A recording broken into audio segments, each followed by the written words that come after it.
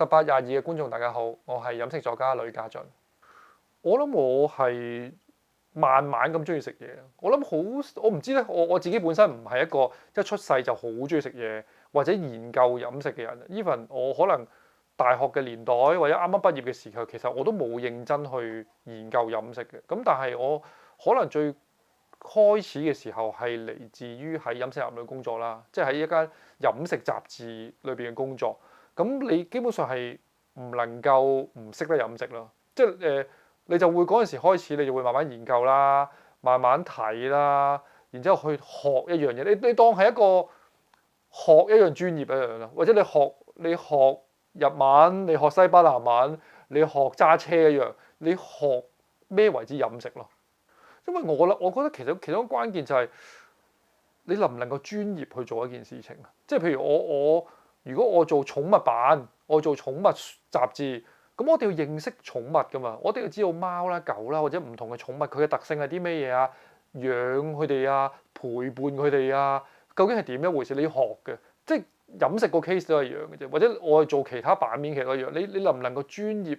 去了解嗰個課題？咁譬如我要做飲食嘅，我就要諗，喂，我要認識唔同嘅食物，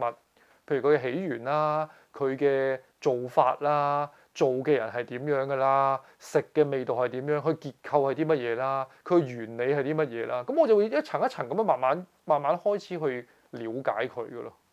其實我諗，其實某程度上都係可能唔係好早期嘅。我以前係好多嘢，即係我諗同世間萬物一樣嘅。你發生嘅時候，你係唔知發生緊咩事，但係你發生咗嘅。咁譬如例如你話所謂嘅食嘢有感覺，我原來食嘅時候唔知。譬如我細個，我媽帶我去街市，佢見到好多人，地下又濕，我就成日跣低。咁你唔好咁煩啊！你不如坐埋一邊食碗豆腐花啦。或者買1蚊一條腸粉，你過去食幾條腸粉，坐低喺度等我啦。咁我就坐喺度同啲小朋友一齊喺度食豆腐花、食腸粉。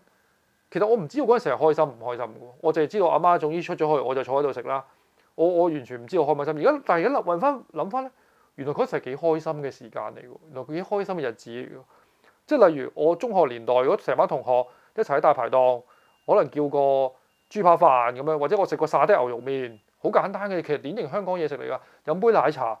跟住你諗下，喂，原來嗰時無拘無束嘅日子嚟嘅喎。原來嗰啲嘢食喺度食住嘅時候，其實好開心，好簡單。嗰個老闆每日都會問你食咩啊，細路咁樣。成班我哋又日日都係見嘅學生嚟嘅，咁佢哋係有啲感情，係有啲 friend 嘅感覺，或者係一種好 warm 嘅感覺。咁但係嗰陣時唔知道嘅，唔知咩叫 warm，唔知道咩叫咩情味，唔知道嗰啲嘢食究竟係啲咩嘢回事。但係而家諗翻起就會覺得，哇！嗰陣時係一個好嘅感覺咯。咁所以我諗某程度上都係嗰陣時，我諗某程度上，我諗某程度上係而家近年先揾得翻以前個感覺咯，係揾翻出嚟嘅，係回憶攞翻出嚟，多過喺當時發生嘅時候記得咯。同埋亦都好難評論嗰陣時嗰啲嘢食好唔好食嘅，即係亦都好評論佢哋都好似好 harsh 咁樣。即係我覺得都冇必要評論嗰陣時好唔好食，但係你記住咗嗰啲味，或者你覺得開心咯，或者你將啲回憶串連咗喺嗰個嘢食嗰度，亦都有可能會咁樣發生。以前年代係一個譬如傳媒啦、雜誌啦或者報紙啦，係一個百花爭鳴嘅年代，即係有好多唔同人、好多唔同嘅人才去做呢個行業，咁令到成個行業嗰個變化好大啦、好鼎盛啦。咁大家都會用各出奇謀啊，用唔同嘅方法去突出一啲主題啦，或者想寫到一啲佢哋某一套風格啦。咁所以我覺得喺嗰個時代會令到大家，譬如做飲食嘅，我哋以前做飲食男女年代係想鑽研多啲喺一個 topic 或者一個課題裏邊，或者一個議題裏邊，我哋冇辦法將佢拉闊啲啊，再拉闊啲啊。個諗法犯法會唔會佢諗法會越嚟越闊啲啦？或者喺我純粹做一個魚蛋咁樣嘅專題，咁究竟魚蛋最闊可以做到啲乜嘢咧？魚蛋嘅種類啦，魚蛋嘅製作啦，關於魚蛋嘅人物啦，魚蛋嘅鋪頭啦，我哋會盡量將嗰個 topic 越諗越闊，越諗越闊，希望佢可以包攬到越嚟越多嘅 message。咁同埋第二樣嘢就係以前做一啲飲食嘅專題，甚至乎影響咗我而家嘅工作或者做嘢或者思維嘅模式，就係我哋未必淨係純粹諗嗰個嘢食或者嗰個鋪頭，我哋嘗試去將佢連結咗喺成個城市或者成個世界會發生嘅事情，甚至乎有啲嘢我哋可能嘗試去可唔可以升華到一啲比較哲理啲嘅層面咧，會令到人哋個印象更加深刻咧咁樣。咁呢個都係我哋過去到而家都一直好想做到嘅嘢嚟嘅。我其實而家繼續寫緊文或者繼續出書或者繼續做緊呢啲嘢嘅其中一個關鍵係。因為我都係做記者出身嘅，我做記者出身好多時都會留意究竟個世界欠缺咗啲乜嘢，究竟個世界有啲咩問題，或者個社會出現啲咩問題，咁有冇辦法可以填補到啊，或者改善到，或者透過寫作、透過發布一啲文章或者出一本書去改變個社會，呢個都係其中一個做記者出身嘅人經常會諗嘅嘢。咁我寫而家嘅文章咧，啲飲食文章，其中一個諗法都係發覺而家可能冇乜人咁樣生產呢啲文章，即係譬如我身邊有啲朋友，佢話我好想睇一啲有深入少少嘅飲食文章，我喺邊度揾啊？我唔知道喎。我啲朋友，我喺中文大學教書，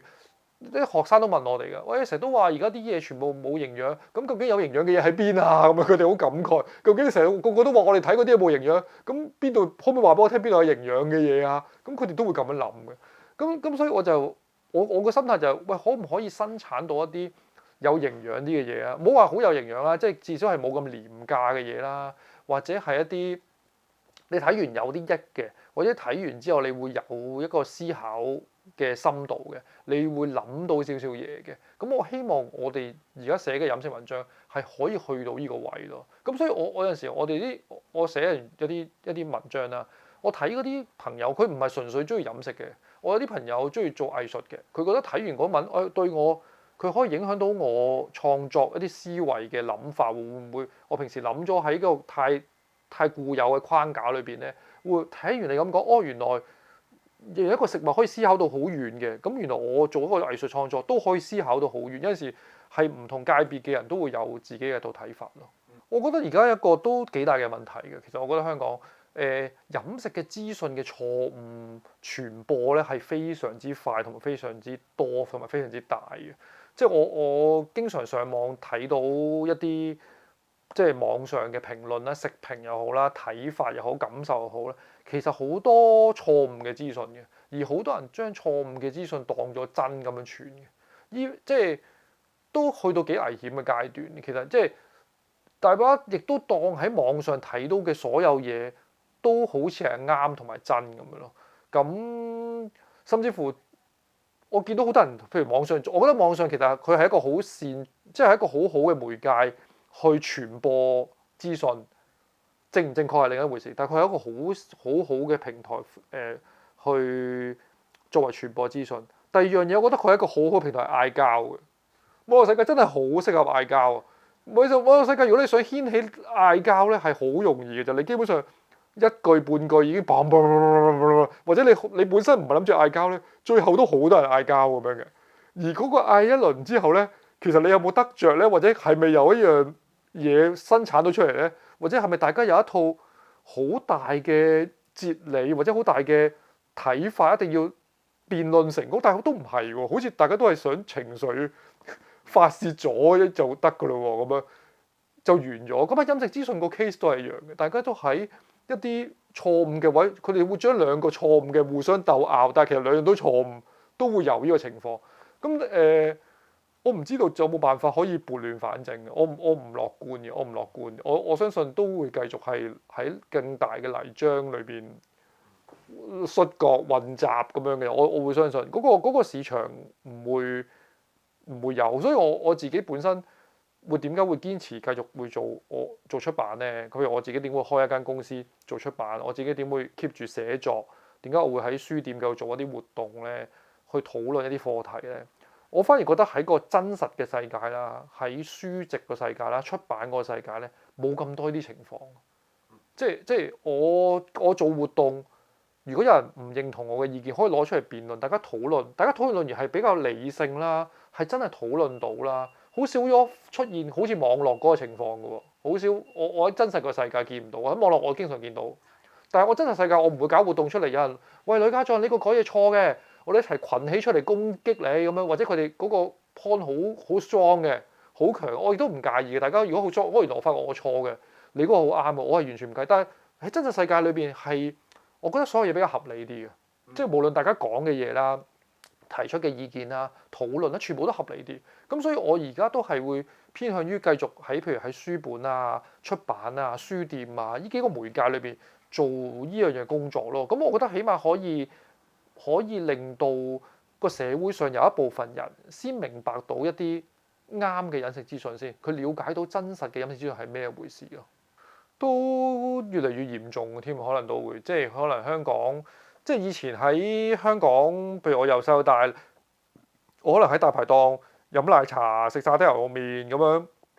跟住食個雲吞麵，跟住可能食車仔麵嗰啲咁樣，或者夜晚冬天食煲仔飯咁樣。其實呢啲都係我哋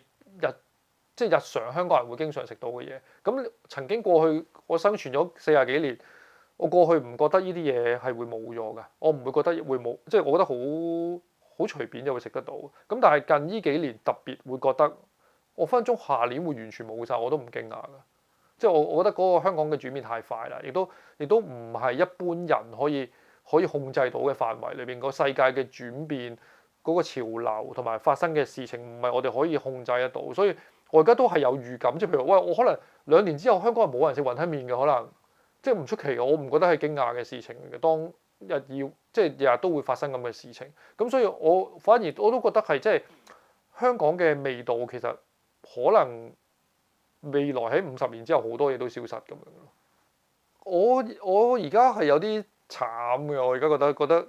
唔知開心唔開心啦，都係唔開心多。我好中意食嘅鋪頭好多都結咗業啦，跟住我中意食嘅鋪頭咧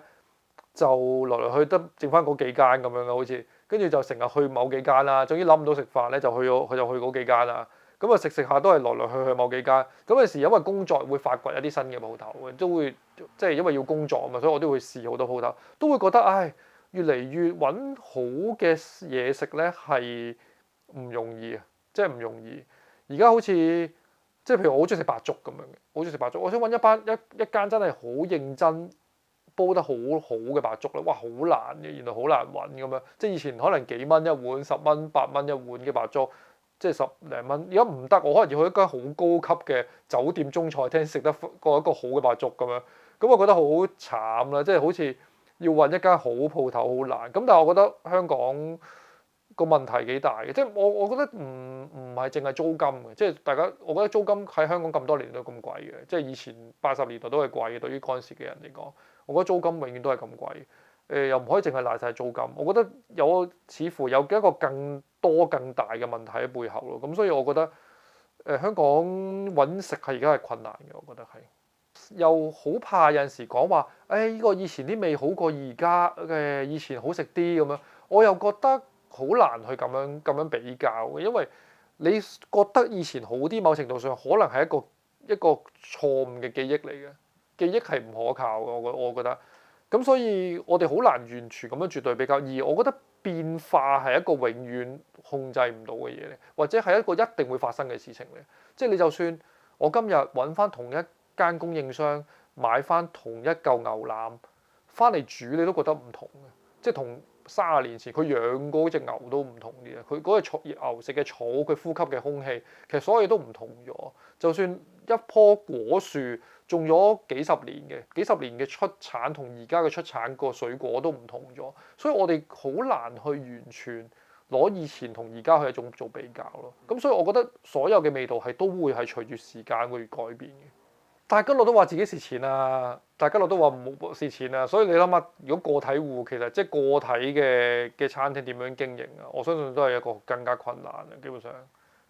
新派茶餐廳貴少少，但係坐得舒服啲，可能奶茶好飲啲，我係接受到嘅，我係接受到嘅，即係我覺得佢可以有加少少價嘅空間，但係前提係佢要有俾翻咁上下質素我咯。即係譬如而家我奶茶咁，我覺得而家奶茶唔好飲嘅，因為大家都知道啊，奶茶個原因可能係好多以前就係自己會溝茶，自己會諗個茶有咩辦法去溝一個好適合我鋪頭嘅茶葉。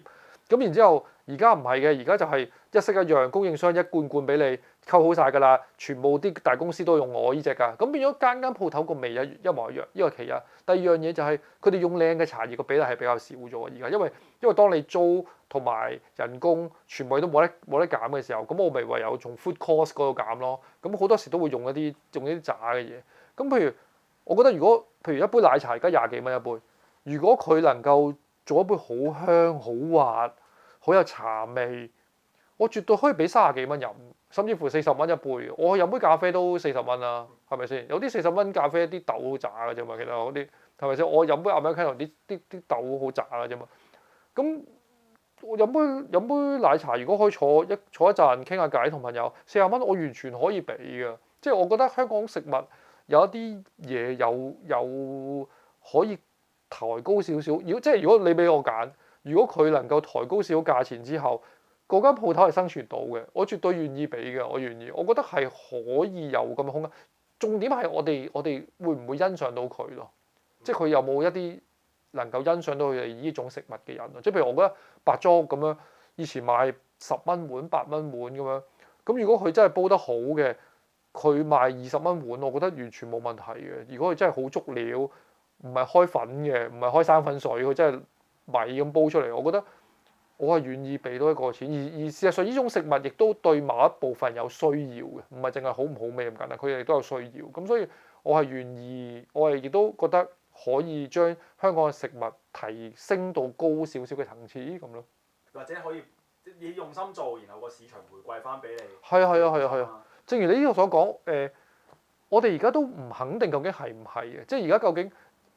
你好認真做好一個食物，究竟係咪就代表有好多人識得欣賞？然之後你可以賺到錢，冇話賺到錢咧，即係可以畫到個圈咧，叫做即係有生意有客人，你又有收入，然之後你又可以做翻好嘅嘢食。究竟而家仲係咪個社會仲可唔可以咁樣畫到個圈咧？我都成疑問嘅。我覺得有空間重視㗎。我覺得而家嘅人，即係我都相信而家，譬如最簡單，而家香港嘅知識水平應該高咗啦，即係你大學畢業生會比較多咗啦，一定會比重一定會多咗啦。學識平均嘅學識會多咗啦。網上去學習嘅人亦都會多咗啦。所以我覺得如果大家喺飲食知識上邊能夠即係喺飲食知識上面令佢提升水平咧，對你去揀一啲好嘅食係絕對好有幫助。正如你之前所講，你了解咗嗰樣嘢食，了解個製作，了解到識得分辨邊啲好壞，你就會識得做咗啲選擇咁樣。而平同貴其實係一個相對概念嚟嘅。我舉個例子，我去街市買一斤好差嘅菜，可以平到5蚊一斤咁樣，8蚊一斤嘅，甚至乎係咯5蚊一斤都有。我去種一啲香港，我啲朋友種菜，我去香港種嘅菜可能28蚊一斤，甚至乎可能40蚊一斤。咁但係你調翻轉頭去諗啦，點解嗰斤菜會平得咁緊要？你諗下8蚊一斤，佢幾乎仲好似平過以前細個咁滯喎。佢個價錢倒退得咁誇張，你諗亦都可以做下實驗。我試過擺菜心擺喺雪櫃度擺個幾禮拜，一啲都唔爛喎，一啲完全唔爛喎。跟住我朋友喺香港農場種出嚟嘅菜俾我食，拎翻去食，佢擺2日就爛㗎啦。咁點解嗰啲菜會唔爛咧？你都諗到，一定係噴咗好多防腐劑啊，噴咗好多嘢。點可能綠色嘅喎？擺咗成個禮拜都仲綠色嘅喎，完全冇問題嘅喎。咁你就會開始覺得，究竟嗰個8蚊係平定係貴咧？嗰個40蚊或者30幾蚊一斤，佢係平定貴咧？你諗下，你唔係好多錢嘅就30幾蚊斤菜。如果我哋2個人食，我食半斤菜。一餐食半斤菜，我都係15蚊啫嘛，平過你出街食好多啦，係咪先？你炒一碟菜冇乜功夫，你炒碟菜你15蚊，其實你30蚊幾蚊斤菜係咪貴咧？佢唔係貴嘅，而8蚊其實可能好貴嘅8蚊，你付出嘅代價好大嘅，包括你健康啦，包括你身體啦，你付出嘅代價好貴，其實係好貴嘅嗰8蚊嘅菜。如果你能夠了解咧，你又知道平貴所謂嘅概念究竟係啲咩咯？識食係你要了解嗰個食物咯。我覺得了解個食物。你去明白了解一樣食物，但係第一樣嘢係一個，我覺得幾大功課嚟嘅。我都唔敢講究竟呢個世界上究竟有啲咩人係會識食或者真係了解。我自己一定唔係，我覺得，因為你能夠識食，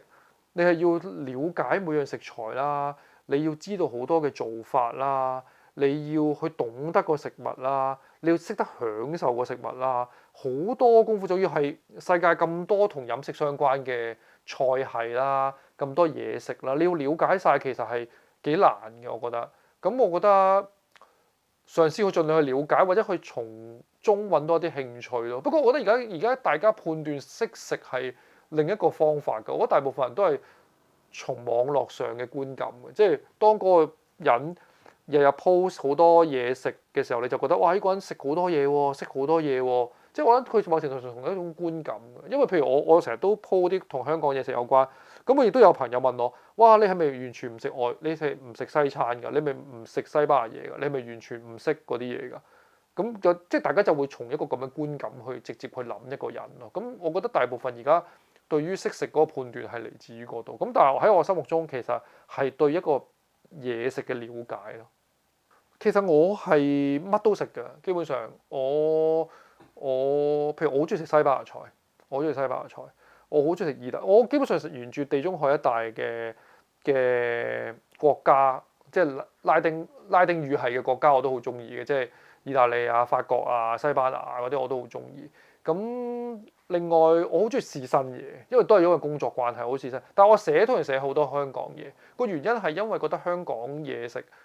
會唔會好快冇咧？或者我想由香港嘢食開始做起啊，令到多啲人，起碼我哋香港人自己本身認知香港嘢食嘅做法啊，香港嘢食嘅來源先。我想第一步係咁樣做，所以我會比較寫嘢方面，我會寫好多關於香港味道嘅嘢。咁但係我自己中意食嘅嘢其實係好多元化，亦都有陣時會從一啲外國嘅嘢食去諗翻去香港嘅情況。咁所以我基本上咩都會食。我另外一種中意食嘅嘢係好迷戀某一啲嘢，即係例如我話我好中意食啲好細碟嘅嘢嘅，譬如我好中意潮州打冷嘅，因為佢可以嗌好多好細碟、好細碟、好細碟，可以試到好多唔同嘅嘢，又可以好多變化。譬如我好中意食西班牙 tapas 嘅，咁啊佢每碟都你可以叫好多細碟，然之後你好似好豐富，亦都可以試到好多唔同嘅味道咁樣。所以我對呢啲所有嘅，譬如上海啲前菜冷盤我都好中意嘅，因為佢好多人好細碟好多。好細碟嘅嘢，咁我都係會好中意。逢親呢類型嘅嘢，我都特別情有獨鍾。即係可以試得多啲嘢啊嘛。同埋佢好適合呢啲細碟嘢咧，好適合同啲朋友傾偈、飲酒、食嘅情況啦，係啊。我諗我而家最懷念咧係嗰啲團年飯過節嘅屋企飯啊，係啊，即係有一個好大嘅 visual 嘅，即係一個你嗰個畫面好震撼嘅，即係。可能有隻白切雞啦，可能斬咗好多燒肉啦，炒咗2個菜啦，炆冬菇啦，又煲咗大兜湯啦，炆豬手啦，發菜蠔豉啦，跟住有可能罐頭鮑魚菜啦，白灼蝦啦，跟住哇一台面都係咁樣，你會覺得嗰個我經歷過細個嘅時候就係會咁樣嘅，無論喺屋企食飯啦，我阿婆啦，我阿嫲啦。或者其他親戚嘅時候，過時過節又好，做節嘅時候就會咁樣爆成台咁樣，點食都食唔完嗰啲啊！甚至乎你以前細個都唔係特別 enjoy 嘅，但係而家你就開始懷念嗰種大人家。咁而家喺個社會講真唔會好多人㗎啦，即係佢唔會好似以前咁樣生8個小朋友咁樣，好少咯，即係唔係冇，即係好少。咁然之後呢種做節嘅氣氛咧，其實係越嚟越減弱。咁我加上我屋企嘅即係屋企人都開始年紀大嘅，即係。以前喺我細個，我唔會覺得我阿媽日日都煮飯，我唔會覺得阿媽唔煮飯。原來到有一日，原來佢或者佢年紀大啦，佢啲煮唔到飯，佢隻腳唔好嘅，企得唔到，佢煮唔到飯開始。咁你就發覺原來真係有完嘅一天㗎，原來真係有一啲咁嘅日子㗎。咁然之後已經你好難再會有咁多人一齊煮一餐咁嘅飯。你而家叫我煮我都煮唔到，我想重現我都重現唔到，我都冇佢哋咁能幹。我諗佢哋真係日日 practice。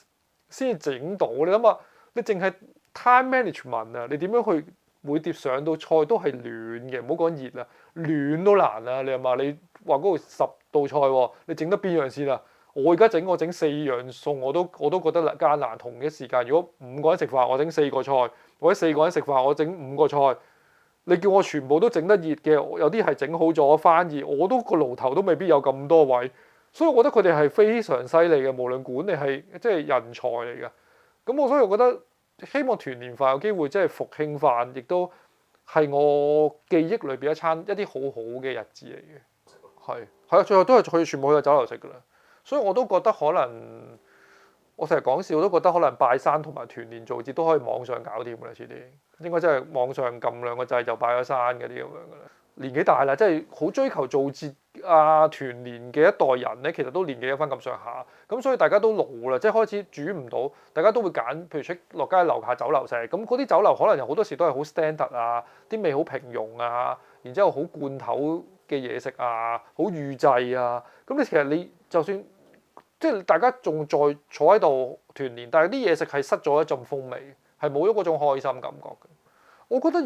我覺得都係嘅，大部分人食嘢對於個環境都好重要嘅，或者個氣氛都好重要，或者成個感覺都好重要。咁我覺得而家其實正如你所講咧，話可能而家好多地方你唔可以坐好耐啦，或者好趕急啊，香港。我覺得而家嚟緊經濟唔好，某程度上都可能係一個重整架構嘅好時機嚟㗎。即係譬如有啲鋪頭執咗笠，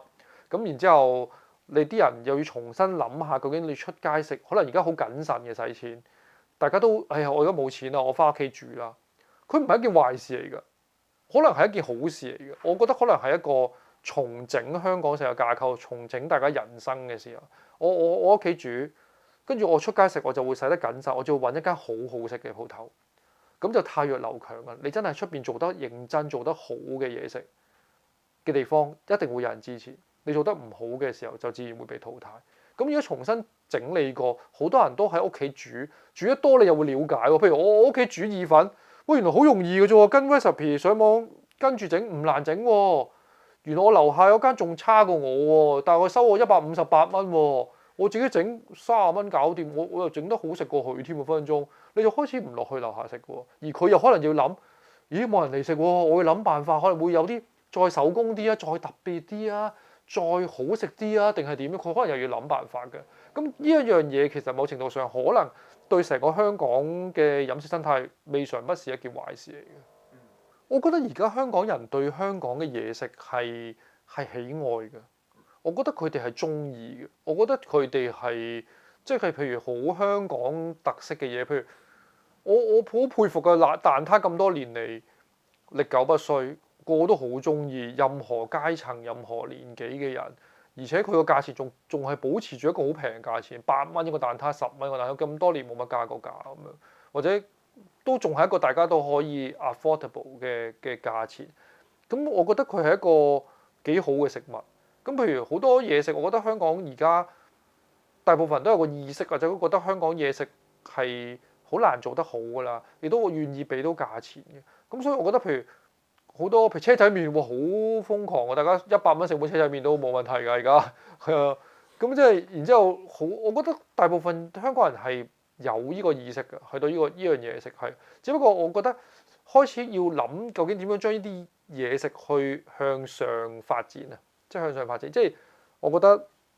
向上發展好重要。你食完呢個覺得好食，有冇辦法將嗰樣變得更加好味，再升華到一個層次咧？我覺得有，即係我覺得呢個係一個可以發展到嘅空間，即係譬如我覺得中菜好好嘅，香港個個都話係食粵菜嘅好地方嚟㗎嘛，香港係全世界最好嘅地方嚟，好多人都話食粵菜。咁我哋點樣去保持到呢個地位咧？當今日即係好多食材價錢已經越嚟越高嘅時候，會唔會喺手工上邊啦、工藝上邊啦，去訓練到啲廚師可以訓練到一啲好好嘅工藝，或者一啲好好嘅想法喺中菜裏邊發展，令到我哋可以香港繼續保持到一個地位咧。我覺得能夠去保持到呢個水準同地位咧，其實就自然會好多人繼續，無論本地人又好啦，外來嘅遊客都會支持咯。我覺得健康幾搞笑㗎。我覺得健康呢個 topic 咧，即係飲食健康呢樣嘢咧，其實每個人都有自己嘅解讀㗎。每個人都有自己解讀㗎。我識有朋友係佢話佢唔食零食，唔食糖，唔食朱古力，佢話佢唔食甜嘢咁樣。佢覺得因為健康嘅原因，但係佢又勁飲珍珠奶茶咁樣嘅，即係佢用佢嘅方式去解讀嗰個所謂嘅健康。佢又唔覺得冇問題，佢話我唔食零食㗎，我嗰啲全部糖呢啲唔得㗎。但係咁飲珍珠奶茶嗰啲嘢嘅喎，成日都飲嘅喎，又冇講話唔健康嗰啲咁樣。我都有好多依類型嘅朋友咁樣㗎，即係佢戒咗某一樣嘢，但係同一時佢好迷某一啲嘢咁樣嘅。我都有朋友係好中意食甜，好中意食糖嗰啲，但係佢喺另一方面就我唔掂啲油類嘅嘢啊，唔啲脂肪，因為我留翻啲 quota 食甜㗎咁樣。咁所以我覺得其實每個人都會有自己嘅一套所謂健康嘅標準，即係有人唔食穀物類、碳水化合物或者精製澱粉或者碳水化合物嗰啲咁樣嘅，有啲人又唔係喎，我覺得我食咗就真係唔知點解自覺好有氣力，好有氣力㗎。有大家都有唔同嘅反應同埋選擇，甚至乎有啲關乎心理添，我覺得，即係佢哋食完之後覺得健康咗，就可能真係健康咗嘅。咁我都唔能夠完全否定呢件事情嘅，因為我都相信有啲科學都未必完全可以解釋到，都有啲實驗話你係食緊粒藥話俾你聽好有用，佢真係覺得好咗，原來覺得係維他命嚟嘅啫嘛，可能係，咁即係你永遠都唔知道究竟事實上係咪真係咁樣。咁我自己係唔可以話完全唔理健康嘅，我基本上我係乜都食嘅，即係我係當自己個身體係一個工具嚟嘅，即係我係一個要上班。要工作，因為我要寫飲食，所以我乜都食落去。我係唔會嚟，當然我會有做運動啦，我會有用一啲方法令我健康啦。另外，亦都會揀一啲鋪頭嘅，即係譬如，因為我以前工作成日入廚房噶嘛，即係入去好多餐廳嘅廚房咁樣，唔係一般人夠嘅經歷啦。因為可以入到去睇到佢個真實情況，所以我都知道邊啲廚房係好差嘅，運作得好差。即係譬如。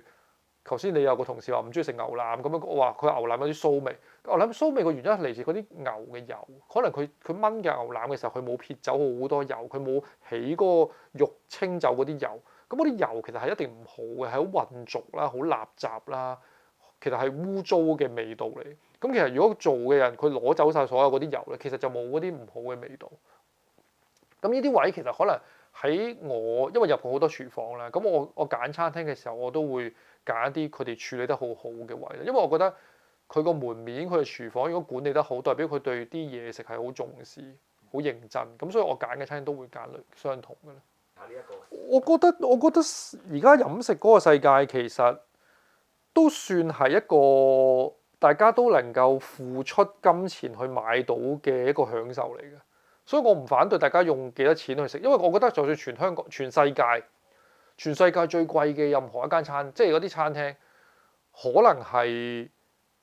幾千蚊一餐，即係幾千蚊餐飯已經好出色。我上2年去完 Noma 食飯，咁 Noma 可能3、4千蚊，即係4千蚊、5千蚊咁樣咯，即係餐飯咁樣。當年嘅世界第一嘅餐廳，即係都好出名嘅間餐廳喺丹麥。咁要去丹麥食一間世界第一嘅餐廳，你可能付出4、5千蚊。其實我諗在座大家都係俾得到嘅呢個錢，唔係一個天價嚟㗎嘛，係咪先？你5千蚊食一餐飯，大家我揾15,000人工我都其實食得到嘅嗰餐飯，係咪啊？唔係我死慳死抵每個月儲1000蚊，我儲五個月我都食得到㗎啦，所以佢唔係一個大家俾唔到嘅價錢嚟㗎，即係你唔同如果你愛上咗古董咁樣，你真係會破產㗎嘛？你買個古董500萬咁樣，買幅張大千嘅字畫咁樣，你冇咁多錢㗎嘛？即係你可能要買啲幾千萬，你冇辦法接觸到嘅。但係飯就算貴極，你都可以接觸到，你係完全可以接觸到嘅。咁所以我係唔抗拒大家，譬如原來我食完餐5000塊好開心啊！哇，我開心到即係繞梁3日，或者我一世記得嘅。5000蚊抵咯，如果你5000蚊你買咗一個一世記得嘅快樂，我覺得完全抵嘅。咁但係係咪用錢完全去衡量又未必係，有陣時開心同食，你開心享受同錢又未必係一個掛鈎。同一餐飯，即係好享受嘅一餐飯。我推介過一間白粥喺澳門俾我一個朋友，我自己都好中意。佢食過好多餐好貴嘅飯，跟住食完之後同我講：哇！佢食完嗰個白粥8蚊啫嘛，大碗係10蚊，細碗8蚊。佢食完覺得好感動，佢覺得開心享受過人生好多餐飯。佢話食完有感動嘅感覺。咁我都明，我自己都好中意嗰個白粥。我就覺得有陣時所謂嘅享受或者 enjoy 或者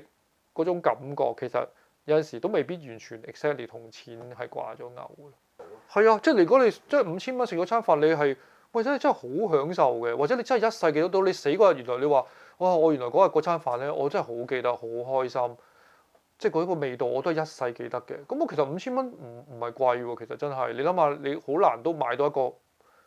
好好嘅經歷，甚至乎你有陣時唔係用錢可以買得到添，基本上都，或者佢為咗一餐飯，佢自己做好多功課，研究咗之後，了解咗，跟住食嘅時候好享受，其實可能都係一個對於佢嚟講一個好大嘅增長同埋幫助嚟嘅。我以前咧係同大部分人一樣嘅，我記得我第一份工出嚟做，即係出嚟社會做嘢第一份工，做咗一個工作令我好唔開心，我好記得嗰次，我一放工咧就去咗間車仔麵店，就嗌咗100蚊嘅餸，我記得嗰碗車仔麵係超過100蚊，咁即係嗰時嗰碗車仔麵廿幾蚊嘅啫嘛，即係計翻而家物價可能係我嗌咗300-400蚊，即係而家嗌一碗300-400蚊嘅車仔麵，我係咁嗌餸係咁就發泄式咁樣嗌好多餸咁樣，即係為咗填補嗰個唔開心咁樣，好無聊。咁等於好似好多人而家即係唔開心，我會食甜嘢啦，我會食炸嘢啦，我會瘋狂食嘢啦。或者食好貴嘅飯啦，亦都有呢啲咁嘅。我以前都會有咁樣嘅情況。咁但係近年就而家就唔會而家。但係反而有一樣嘢咧係會令我真係好放鬆、好 relax 嘅，就係沖茶。沖茶真係令我覺得係一個幾 relax 嘅嘢，或者令我基本上到而家都係嘅。我每日都會沖茶飲，亦都沖茶係我每日最放鬆 relax 嘅時間嚟嘅。我可以好早起身，但係我每日5-6點咧就好眼瞓嘅，我每到一收太陽咧，我個人就好攰。我如果喺屋企做嘢咧，我就會5-6點會瞓15分鐘，我就好精神嘅成個晚上。但我好多時都會喺5-6點咧就會沖茶飲，係會令我將全日嘅攰啦、疲勞啦、壓力啦完全放鬆晒出嚟。甚至乎我啱啱最近搬屋啊，我搬完屋咧乜嘢都未，啲箱都未開，我第一時間開擺茶葉嗰個箱先。我就第一時間 set up 翻一個可以沖到茶、飲到茶嘅位俾我自己。咁我覺得飲完茶我成個人係會好輕鬆，而且你冇壓力啊，即係你無論腸胃又好、脾胃，你瘋狂食炸嘢、瘋狂食甜嘢，你有罪疚感啦，你係減到壓，但你會有壓力。但係我飲茶會覺得健康，亦都覺得舒服咯。咁所以茶對於我嚟講，而家非常之重要。我諗我最真係屋企諗起家嘅味道咧。應該都同阿媽有關，因為我阿媽係即係好典型嗰啲家庭主婦，佢做一啲最家常嘅餸嘅，所以呢啲家常餸對於我嚟講，而家都係我而家都成日食嘅，我自己都會煮呢啲餸，即係譬如最簡單嘅蒸肉餅啦、蒸排骨啦、炒菜啦、煮白飯啦，呢啲係我而家都成日食，亦都係我記憶最深，亦都係我屋企最經常做嘅嘢。譬如我媽以前由細到大都係日日都會煮飯，日日都係煮呢類型嘅餸菜，咁所以有陣時我有陣時咧去到嗰啲咧蒸即係蒸好多個餸，然之後俾你揀一個蒸排骨、蒸魚嗰啲，有一個飯一個菜咧，我係好開心㗎，我到而家都食。只不過好似呢類型嘅鋪頭或者呢樣嘢食，好似越嚟越少，定係越嚟越難去營運呢一種。我係到而家都仲係好掛住，同埋亦都因為掛住啦，所以我自己喺屋企整。咁所以我覺得因為其實我覺得